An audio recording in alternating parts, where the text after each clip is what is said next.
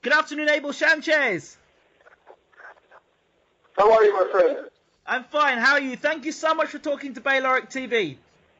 Oh, not a problem. I'm looking forward to it. Great stuff. Great stuff. Well, you know, it's quite an honor to have you on the show. I've heard so much about you. I know that you're almost a legendary trainer in the things that you've done in your career.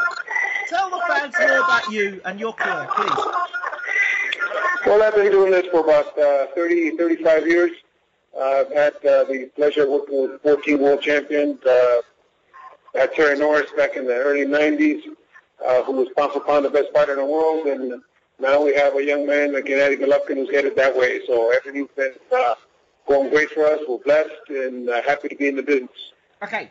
Look, you've been in the game 35 years. I really don't want you to brush over the achievements that you have. So could you please go through the champions you've had in your career? Because a lot of fans don't really know. They know about you and GGG, but for fans to really know who Abel Sanchez is. Okay, well, my first one was Lupe Aquino back in 1987. Okay. The second one was Terry Norris, Orlin Norris, Jesus Salud, Francois Bota, Paul Dayton, Miguel Gonzalez, Nana Konadu from Ghana,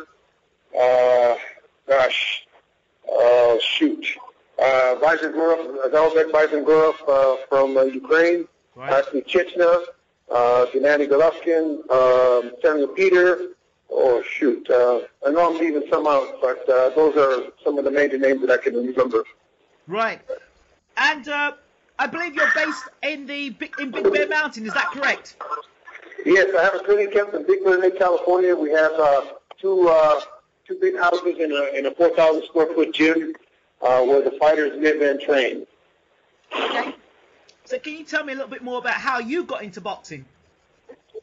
Back in 1974, 75, I own a construction business, and I've owned a construction business since then. Right. I wanted to kickbox, so I started kickboxing, and soon after I started kickboxing, I met a trainer because of the boxing part of it, named Ben Mira. That was in 75, 76, and started training with him, fighting amateur fights. In 1978, I retired from that actually and started just training fighters with Ben as an assistant, and it went from there. So as you're working as an assistant, who are you working with? Who was the person that you were working with to actually make you the trainer that you are today? You know, I worked with Ben Lera for about 3 years, and then I really went on my own and started working with young kids and just a lot of different fighters, just to earn my stripes, to learn the trade and to advance my knowledge in the game. But in 1986 is when I really got back into it fully, and that's when I started training Lupe Aquino, who 4 fights later fought Dwayne Thomas in France, one of Emmanuel Stewart's guys, and beat him for the title. But since '86, I've been doing it full time. Wow, wow. And for you, what do you think makes a world-class trainer? What does it take? I think there's several factors. One of them, obviously, is being able to see talent or to project somebody's rise or somebody's ability to get better and to improve and to become a world-class fighter. But in order to be a great trainer, I think you have to be surrounded, or you have to be around fighters that want to dedicate themselves to the trade. And unfortunately, not all fighters want to put into it as much as the trainers do. I've been fortunate. I've been blessed. I've been blessed with some very good athletes that were willing to work as hard as I did, and we've had some success. Absolutely, absolutely. I mean, like, I go back to this point. People will talk about you and will ultimately now associate you with GGG. But that is really shortchanging you as a trainer, because I said you've trained a multiple amount of champions, and in the boxing world, it's almost like it's like fashionable, because I'm seeing it in boxing a lot these days. They say, oh, if you want a trainer, go to this guy or go to that guy. And you start to look at their track records, and they actually haven't done anything as trainers, and yet some of the older, more experienced trainers seem to get shut out. Why is that? Well, you know, I think we live in a microwave world microwave world, I mean by that is that everybody wants instant success. And when there's no success, they want to change to somebody else. But in this business, you have to have consistency. And in order to have consistency, you have to stay in one place for a while to learn, to develop, to better the qualities that you possess, because everybody comes with certain qualities. You just have to work at them to make them better.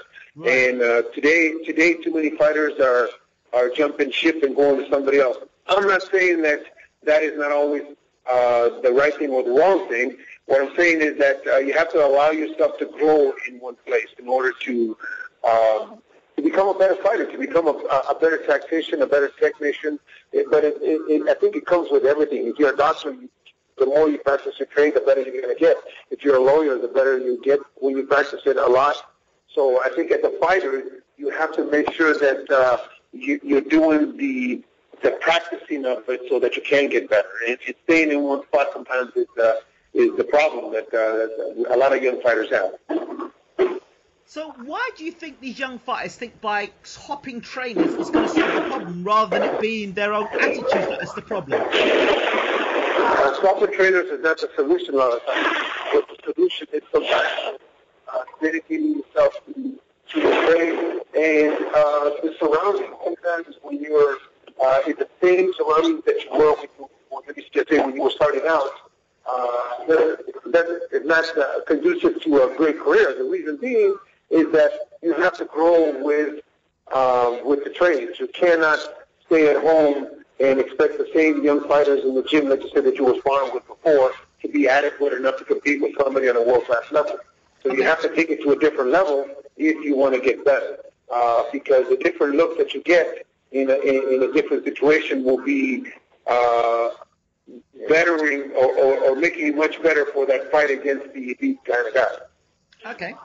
So in terms of in today's market, as a trainer and as I'd say trainer manager, how would you, is the pressure of people wanting to make more money put pressure on you to force your fighters into fights that don't really need to be taken? Is there more pressure now, or is that an illusion? You know, there is a lot more pressure, but I think the pressure comes a lot of times from management. From managers today that get into the business thinking they can make a killing right away and don't realize that this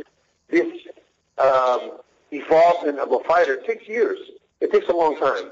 And a lot of managers are pushing these young fighters into fights that sometimes are not good for them. They're a little too hard for them early in their careers, thinking that they've got to hit the jackpot. And that puts a lot of pressure not only on the fighter but on the trainer. And once the fighter loses, the trainer gets the blame. But when the fighter wins, the trainer never gets mentioned. You know, it's the manager that did this and the manager that did that. But the trainer is really the guy that spends most of the time with the fighter. The trainer is the guy that spends the good times and the bad times in the gym with them. When they're sick, when they're hurt, generally managers never hear about things like that. So, yeah, it does put a lot of pressure on the trainer, but that's the way it's always been. That's the way it's going to be. And we just have to understand that we have to live with that. So in your dealing with GGG, for example, do you have the final say as to who GGG faces, or is it a case of he faces who the TV networks want him to face? How does that work?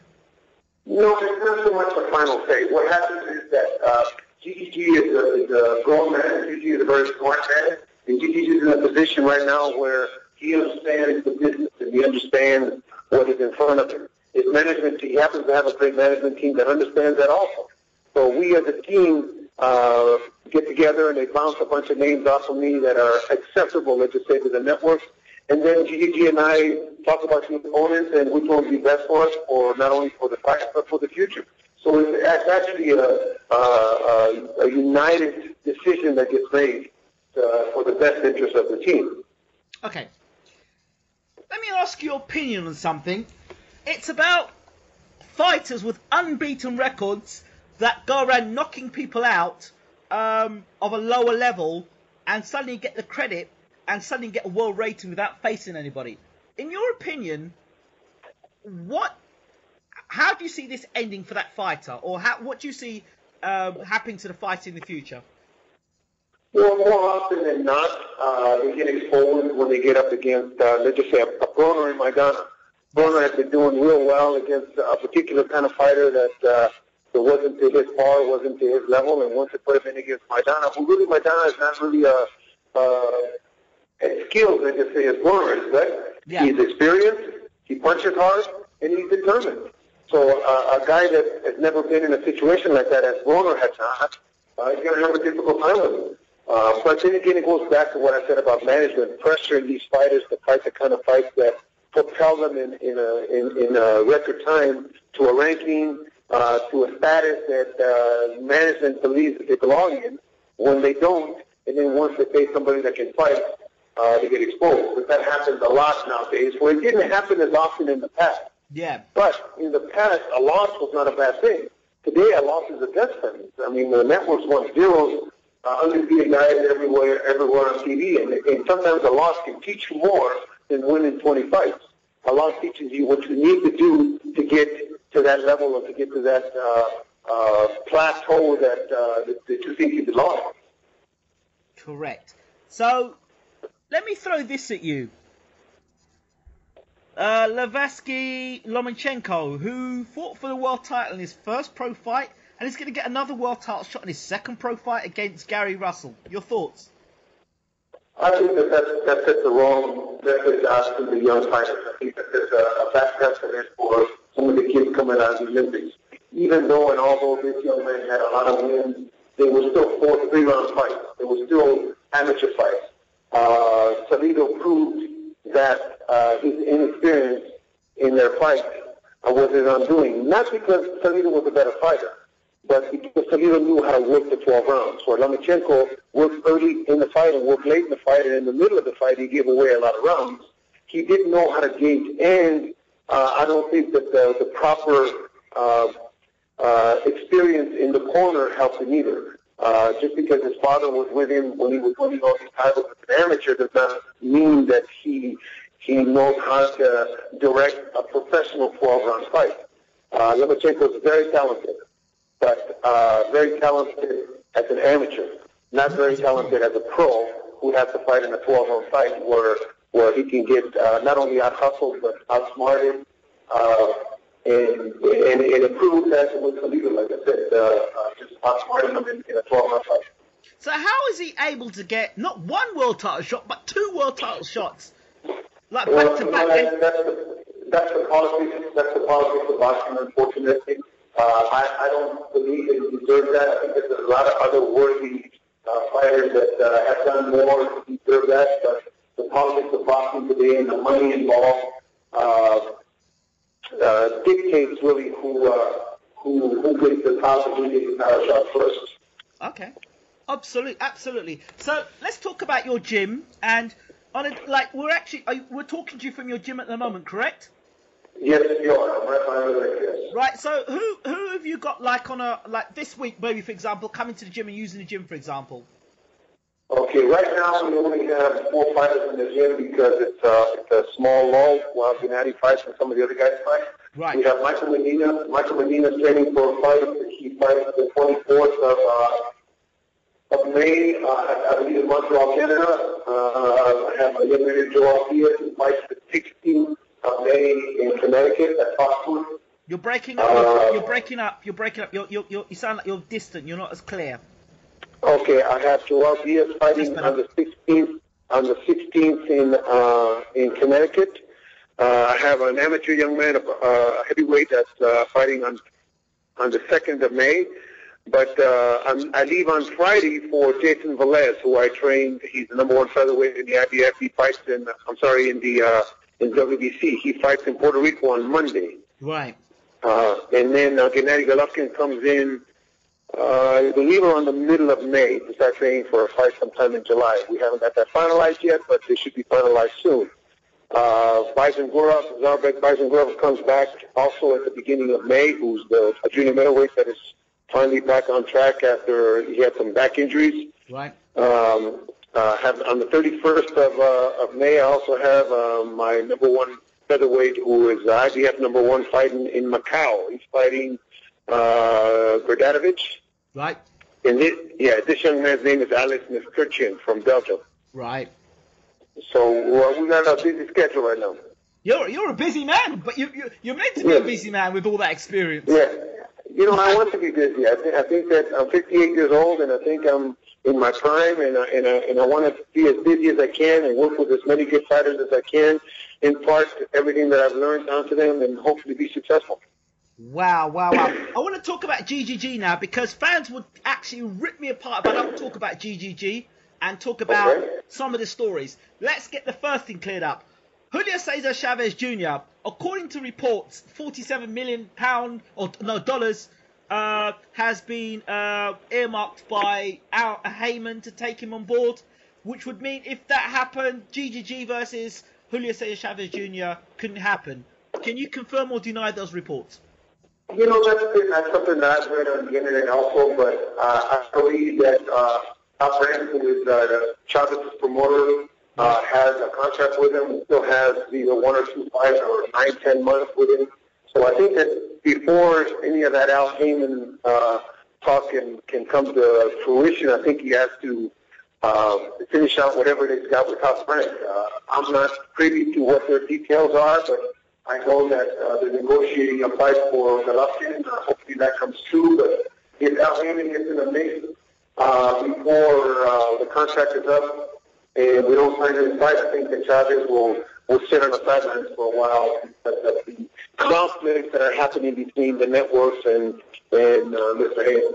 Right. I mean, that's a fight that a lot of boxing fans would like to see, GGG versus Chavez. What are your thoughts on the fight? Should it happen?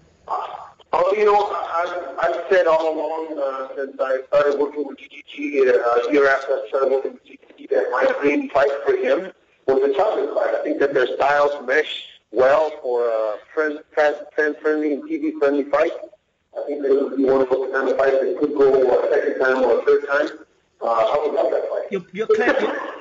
You're not as clear. Just a minute. You seem to be away again. Say that last bit again for me, please. No, I was just saying that I would love to see that fight only because it's a fan-friendly, TV-friendly fight.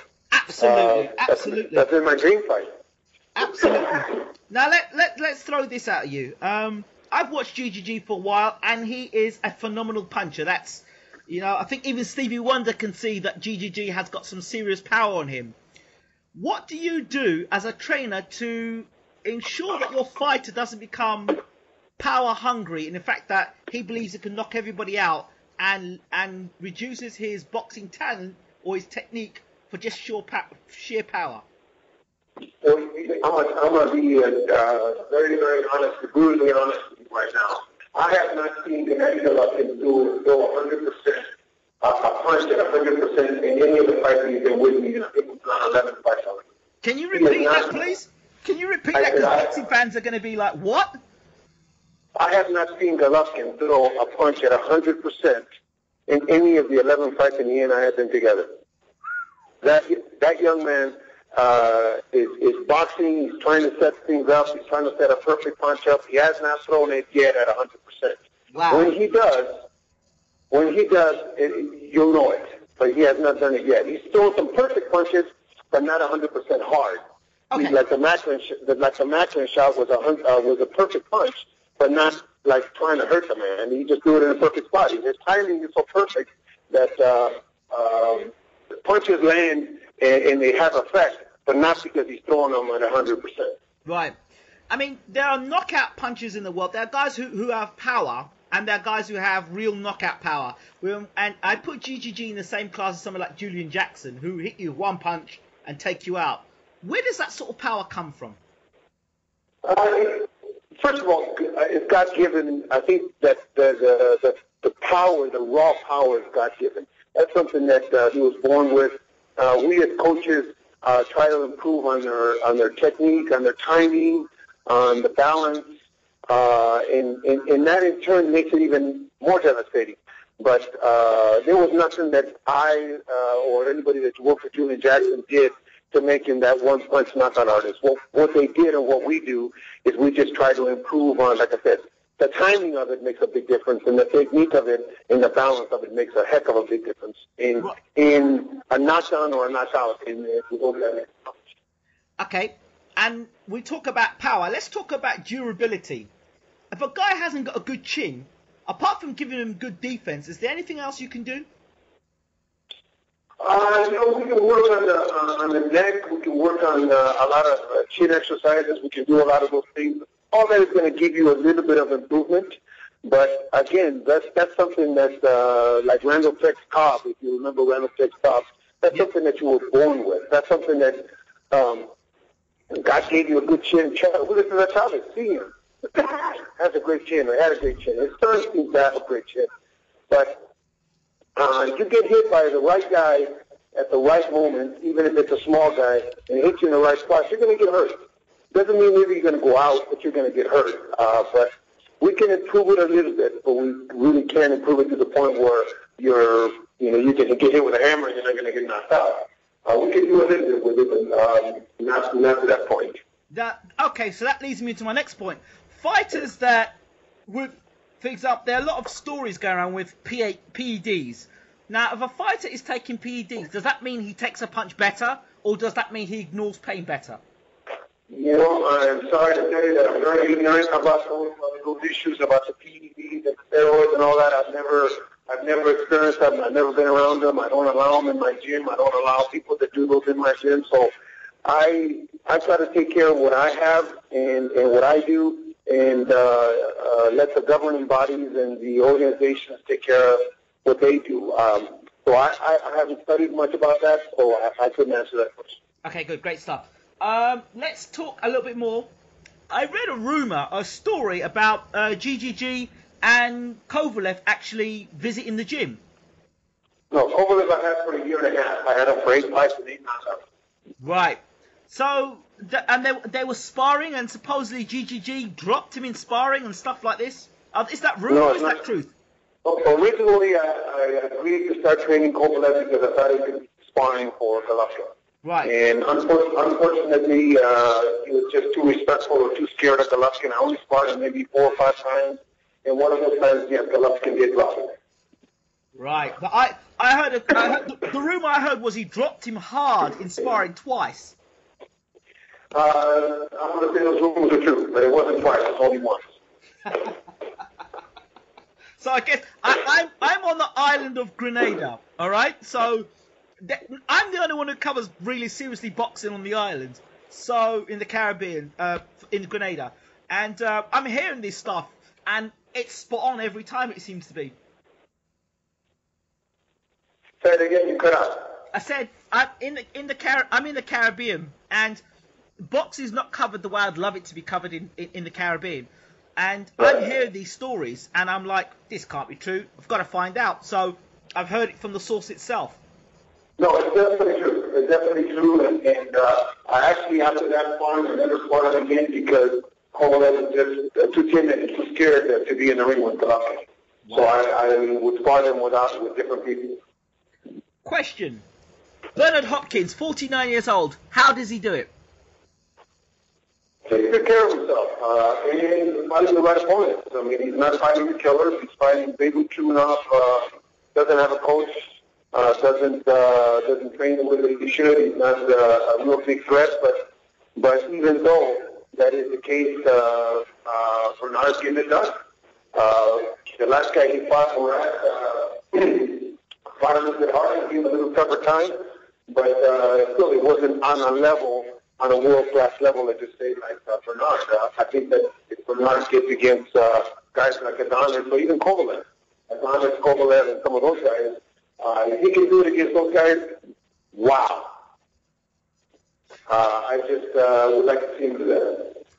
Stevenson, I think he stands a better chance against Stevenson because my assessment of Stevenson is, as well as he's a very big puncher, he seems to line you up with that left hand. He seems dominant with the left hand and nothing else. Am I wrong in saying that?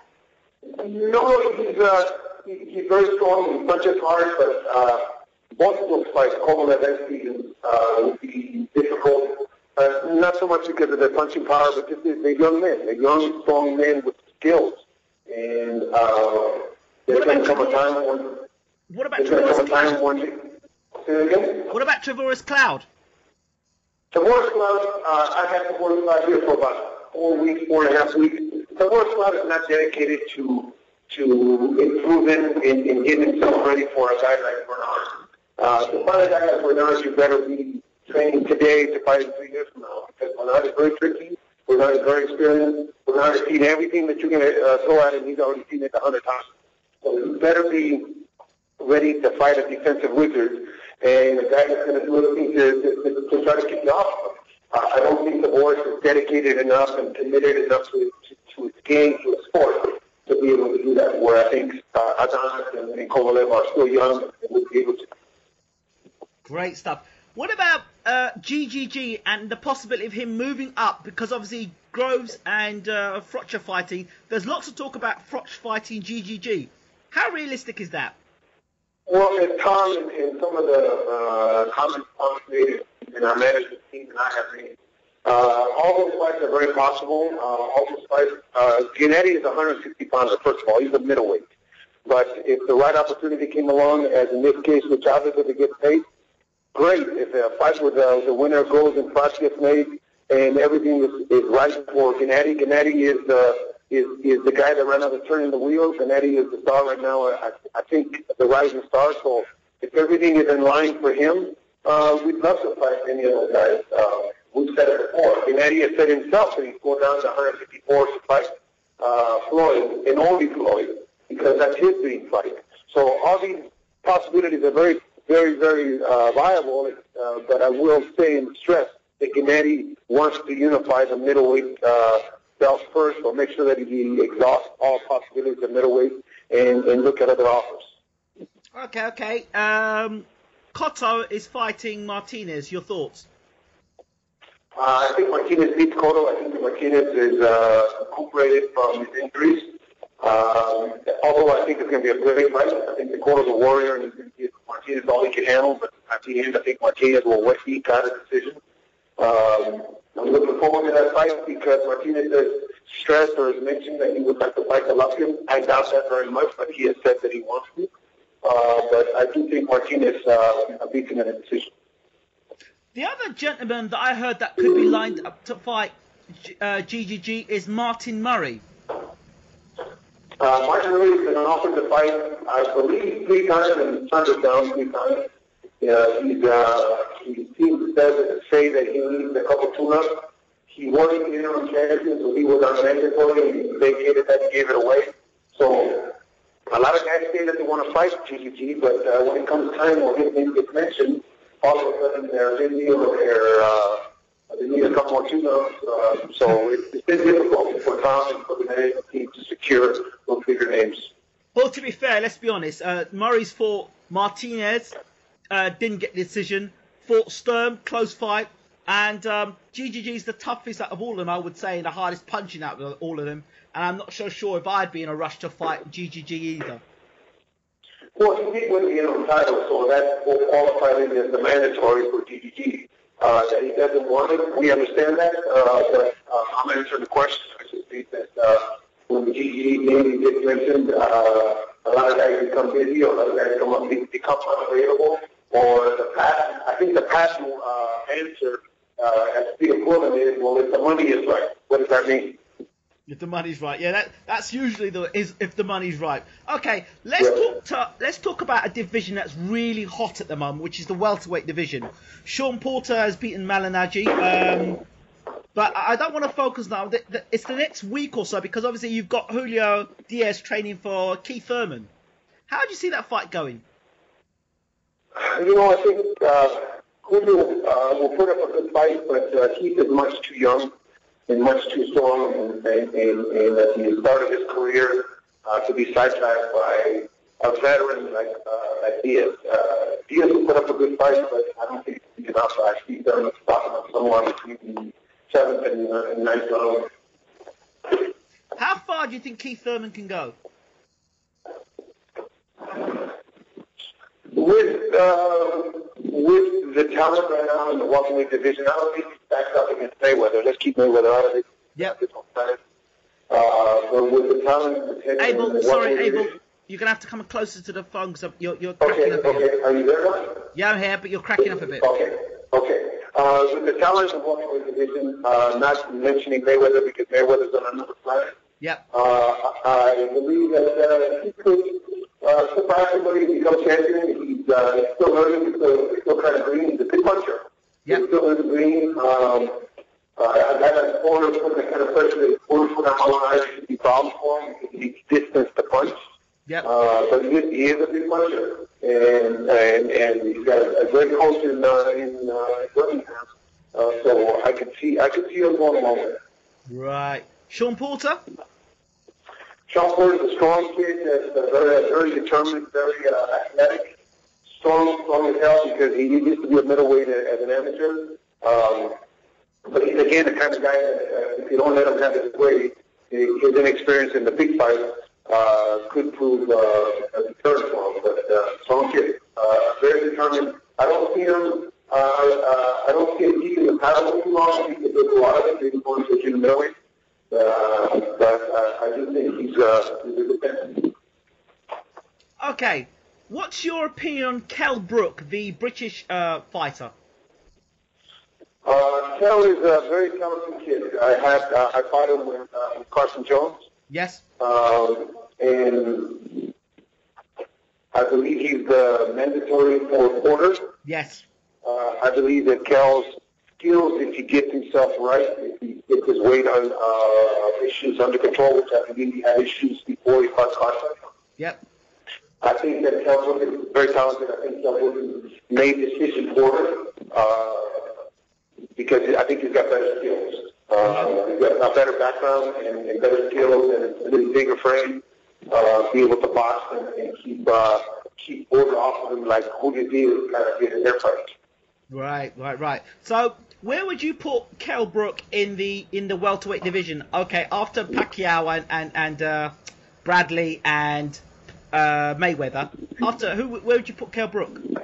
I would say he's in the top 4 or 5. I don't see any of the champions other than ones you mentioned beating Kell. I see Thurman being a little too green still for a fighter like Brooks who could box from the outside. Right. Diego Chavez in Thurman's fight kind of proved my point. Diego Chavez is not a world-class fighter and gave Thurman all he could handle until Thurman fought him with a great left hook. Right. But I see Kell as a player. I see Kell as a player in the next. He's got to fight a mandatory, I guess. So we're going to find out. Yep. We're going to find out soon enough. Yes. What's your view in the heavyweight division right now?